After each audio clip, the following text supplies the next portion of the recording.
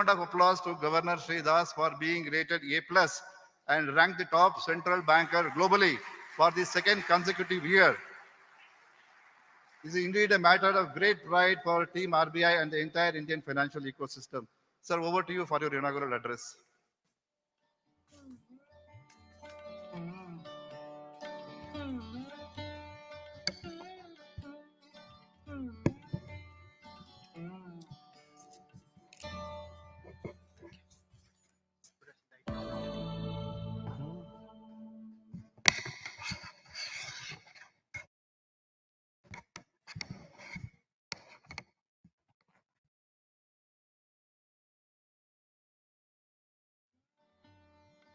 Good morning, Namaskar, governors, deputy governors, board members and other senior officials from central banks, secretaries and senior officers from Government of India, distinguished speakers, panelists and other invitees, managing directors and CEOs of banks, financial institutions, non-banking financial companies and payment system operators, executives from fintechs, IT companies, industry associations, my colleagues from the Reserve Bank, including the deputy governors, senior officials, and also officials from other subsidiaries of the Reserve Bank of India, ladies and gentlemen. We are celebrating the 90th year of the Reserve Bank of India in the current financial year. This global conference on digital public infrastructure and emerging technologies is among the marquee events that we are organizing to commemorate this significant milestone of the Reserve Bank of India's journey. It's my pleasure to extend a warm welcome to each one of you present here to this conference, which is being held in this beautiful and vibrant city of Bangalore, a city which for many years now has been at the forefront of India's technology revolution. I would like to extend a special welcome to the esteemed participants who have joined us from many parts of the world. Thank you all for accepting our invitation and for being here. I sincerely hope that you will find the deliberations and interactions during the global conference enriching and also productive. The theme of this year's conference, Digital Public Infrastructure, that is DPI and Emerging Technologies, is timely and relevant. It will shape the future journey of almost all economies of the world. Over the last decade, the traditional banking system has undergone an unprecedented technological transformation. By all indications, this process is likely to become even more intense in the coming years. In my address today, I would like to highlight the important role that digital public infrastructure has played in India's digitalization process and its contribution to inclusivity in Indian society and the economy. India's experience provides an effective digitalization strategy for public authorities, including central banks. I would also like to touch upon certain key issues underpinning artificial intelligence systems and the use of digital public infrastructure in addressing the issues in cross-border payments. Let me first focus on the meaning and the overall positive impact of digital public infrastructure. Digital public infrastructure broadly refers to basic technology systems created mainly in the public sector that are openly available to users and also to other developers. DPIs, that is digital public infrastructures, are scalable and thus can support systems that operate on a population-wide scale. They are interoperable and therefore spur innovation by being accessible to innovators. They are also cost efficient by virtue of their economies of scale.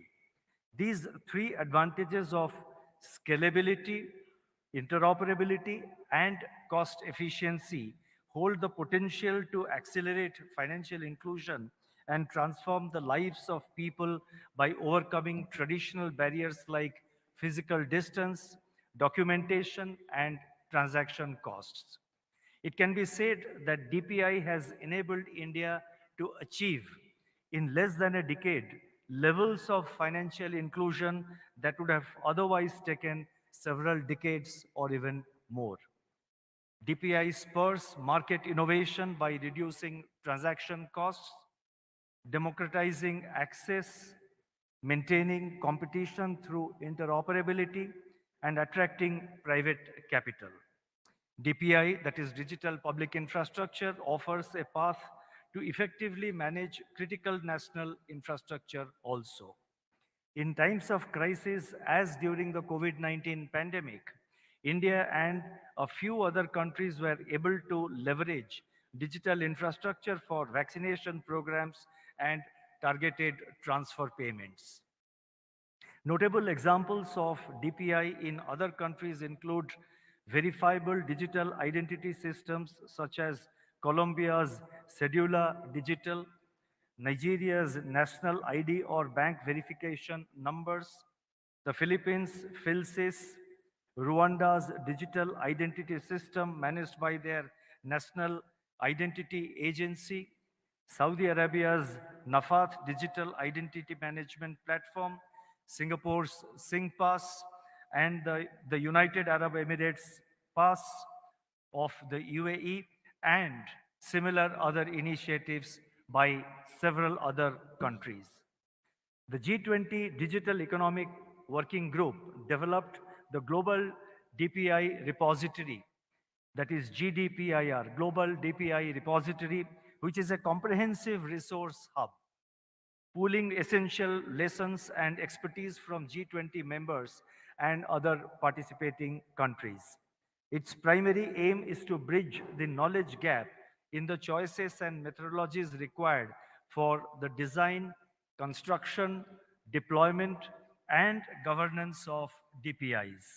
The final report of India's G20 Task Force on Digital Public Infrastructure was released on July 15 this year, which was among other things, which has among other things contributed to accelerate the acceptance of the definition and framework of DPI. This agenda will be taken forward for implementation during the subsequent presidencies of the G20. Let me now turn to India's experience with digital public infrastructure. India's DPI journey is a unique model wherein the basic technical infrastructure, that is the technological infrastructure, is built, operated, and managed in the public sector, while the private sector accesses the DPI to create innovative customer-facing services and products.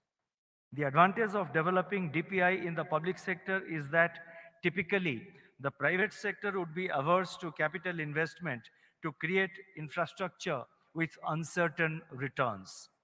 Privately created infrastructure may not also be amenable to democratized access or interoperability.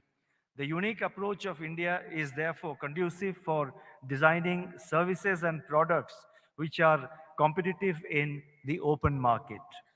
In the area of finance, systems that facilitate digital payments, digital money, digital identity, and digital processes are the key components of DPI.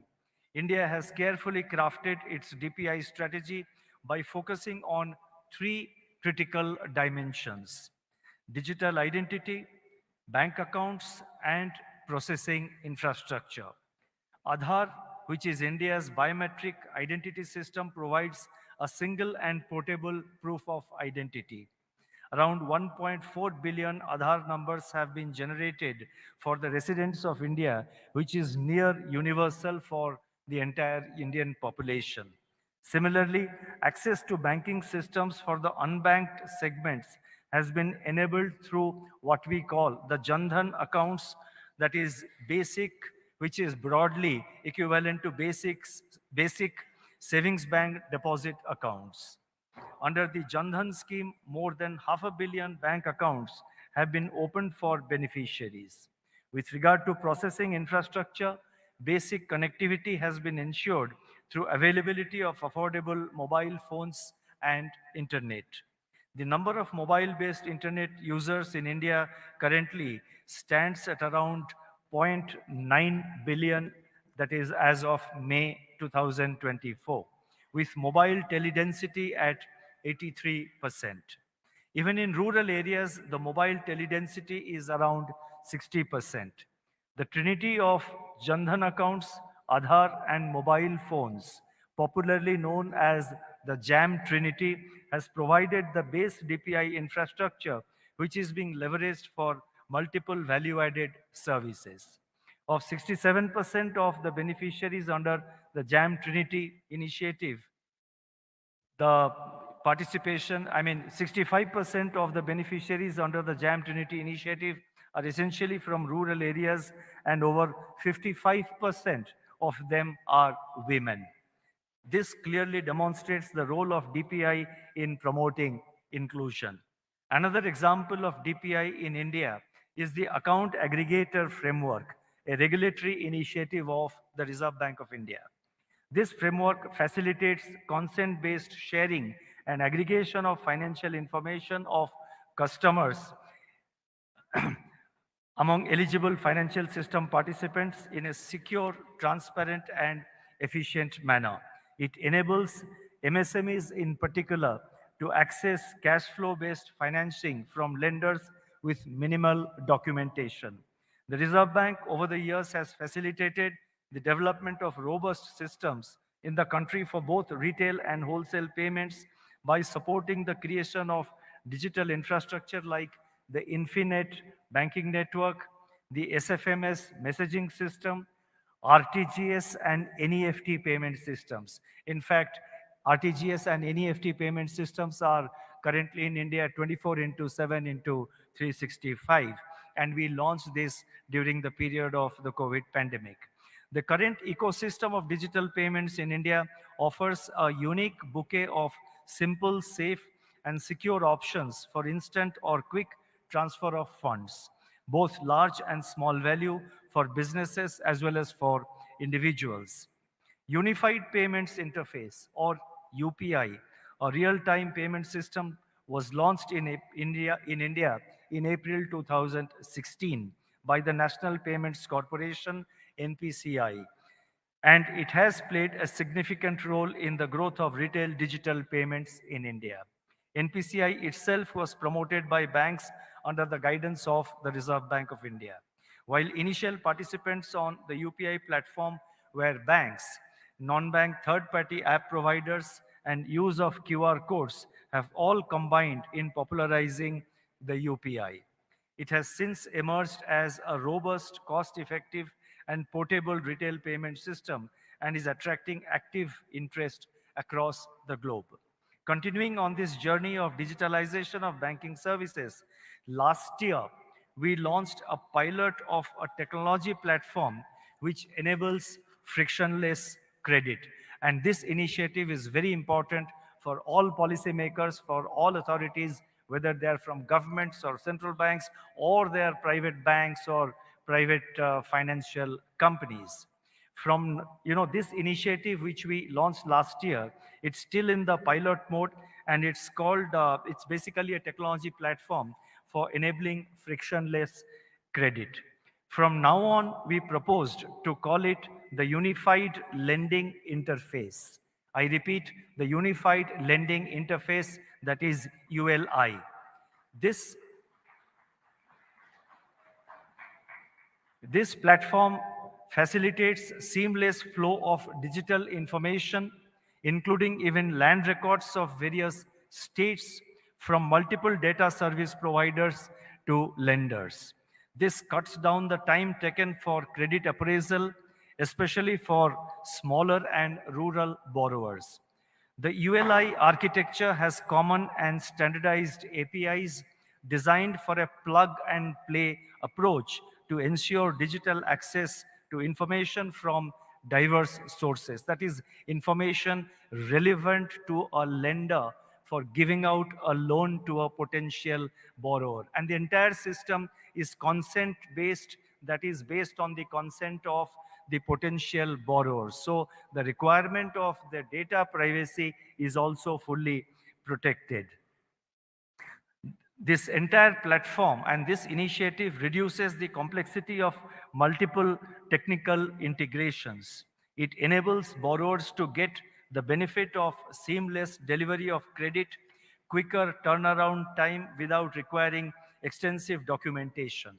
In sum, by digitizing access to customers' financial and non-financial data that otherwise resided in disparate silos, ULI, that is Unified Lending Interface, is expected to cater to large unmet demand for credit across various sectors, particularly for agricultural and MSME borrowers. Based on our experience from the pilot project, a nationwide launch of the ULI will be done in due course. Just like the UPI just like the UPI transformed the payments ecosystem, we expect that ULI will play a similar role in transforming the lending ecosystem in India. The new Trinity, the earlier Trinity was Jandhan Aadhaar Mobile, JAM Trinity.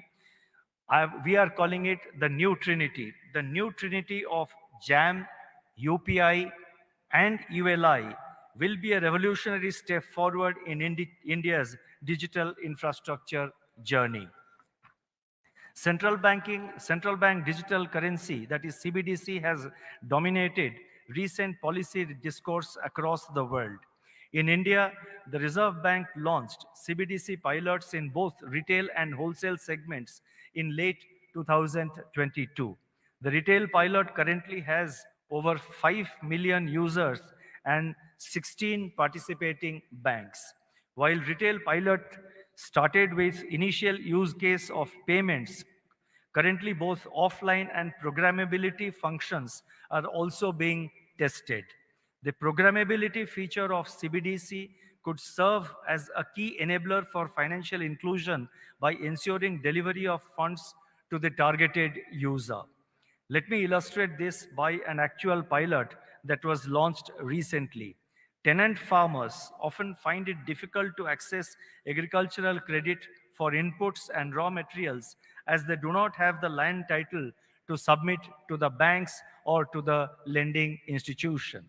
However, programming the end use for purposes of agriculture, that is programming the end use. If it is for fertilizer, it can be programmed accordingly. And supposing the loan is being given for particular purpose of, let us say, buying milch animals, it can be programmed accordingly. Or if it is meant to deliver a particular benefit, a subsidy from the government together with a loan from the bank or the non-banking financial company to the borrower, it can be programmed accordingly. In this case, it is programmed in a manner that it goes to the tenant farmers who do not have the land title, and otherwise they would find it difficult to take a loan from a bank because the bank doesn't have the document to establish that he is the title holder of the land. So tenant farmers often find it difficult to access agricultural credit for inputs and raw materials as they do not have the land title to submit to the banks. However, programming the end use for purpose of agricultural inputs can give the required comfort to banks and thus establish the identity of a farmer not through his land holding but the end use of funds being disbursed. Yet another path-breaking use case is farmers getting purpose-bound money through programmable CBDC for generation of carbon credits. Other new use cases aimed at testing features such as anonymity and offline availability are proposed to be rolled out gradually. It is important to emphasize that there should not be any rush to roll out system-wide CBDC before one acquires a comprehensive understanding of its impact on users, on monetary policy, on financial system, and on the broader economy.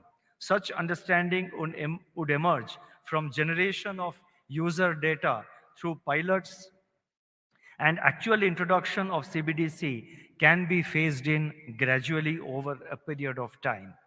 Undoubtedly, CBDC has the potential to underpin the payment systems of future, both for domestic payments and also cross-border payments. So I have talked about two major initiatives of the Reserve Bank in the digital public infrastructure space. One is the ULI, which was launched last year, which is in pilot mode. The other one is the CBDC, which was launched towards the end of 2022, and it's in the pilot mode. And we are eventually making CBDC and UPI interoperable so that the reach and access, the reach and our objective of spreading financial inclusion through these payment systems can become more broad-based and go to every nook and corner of a large country like India. Now, let me now turn to artificial intelligence and DPI. Today, as artificial intelligence is making forays in the financial sector in the form of services like chatbots, internal data processing for intelligent alerts, fraud risk management, credit modeling, and other processes. Integrating this cutting-edge technology into a robust and responsible DPI presents an opportunity to amplify the capabilities and efficiency of DPI even further. As the report of India's G20 Task Force on DPI states, the seamless fusion of DPI with AI would propel us into a new world of digital public intelligence.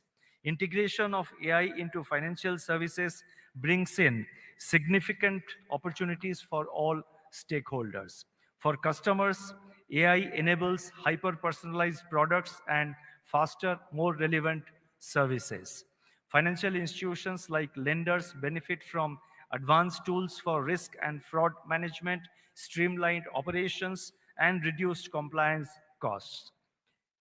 Regulators can gain regulators can also gain enhanced oversight and real-time monitoring capabilities, which would improve regulatory enforcement and market stability. Financial institutions like lenders, as I mentioned, they would benefit from advanced tools for risk and fraud management, streamlined operations, and reduced compliance costs. Now, such advancements, however, come with serious challenges. Data privacy concerns arise from handling vast volumes of personal information. Ethical AI governance is essential to ensure fairness and prevention of bias. Financial institutions must ensure that AI models are explainable, that is, ability to explain why certain results are produced. AI technology can also be misused to spread misinformation, potentially causing severe damage and disruption to DPIs as well as other digital systems. They can also damage the reputation and operations of financial institutions. Recognizing the same, international bodies such as the OECD have outlined core principles governing AI, which include inclusive growth, respect for rule of law and human rights, transparency and explainability, robustness, and safety and accountability. In December 2023, the Hiroshima AI Process Comprehensive Policy Framework was established. It includes a set of guiding principles and a code of conduct, marking a significant step towards a coordinated global approach for responsible development of AI. India is the lead chair of the Global Partnership on AI for 2024. This multi-stakeholder initiative with 29 countries aims to bridge the gap between AI theory and practice by supporting cutting-edge research and advancing applied activities. The Ministry of Electronics and Information Technology of Government of India has been taking important initiatives in this area, such as setting up the AI Research Analytics and Knowledge Dissemination Platform, which will focus on developing indigenous AI-enabled products and solutions to tackle India-specific challenges and complex real-life problems. These initiatives underscore India's commitment to not only capitalize on potentialities of AI technology, but also to ensure robust and ethical governance. I am pleased to know that in this conference, a panel discussion will focus on emerging technologies. I am sure they will look into various issues associated with technologies like artificial intelligence. It is important to be proactive to leverage the capabilities of new technologies. But at the same time, it is essential to be abundantly mindful of the associated risks and challenges. I feel it would be prudent to keep in mind the following three aspects. First, AI is data-driven science. The authenticity of data being used in training the models, possibility of biases, concerns of data privacy need to be carefully examined. Second, AI promises to make processes simpler and efficient. It can also emulate decision making to a great extent. However, when it comes to regulated financial institutions, there should be careful adoption of AI in critical decision making segments, for example, in loan sanctioning. While AI can definitely assist the process, the institutions using them should have proper understanding of the models and ensure accountability of the outcomes.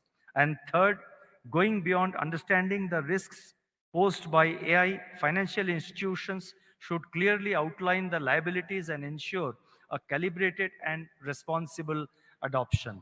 Central banks and governments, on their part, should focus on fostering the development of trustworthy AI, keeping data privacy, explainability, accountability, and transparency at its core.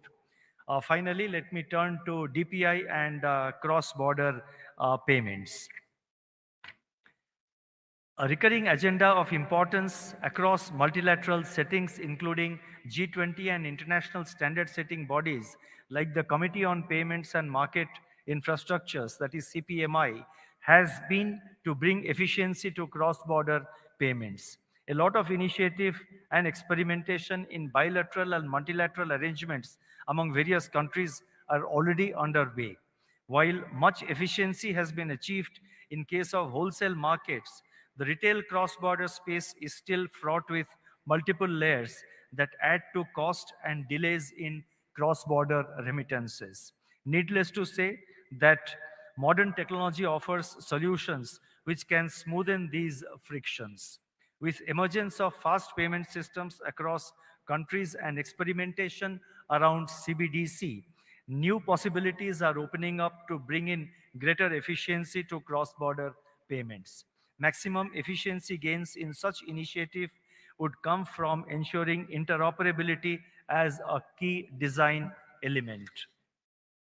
Ideally, while the legacy payment systems should be able to connect to each other, and so should the CBDC systems, one country's legacy system should also be interoperable with another country's CBDC.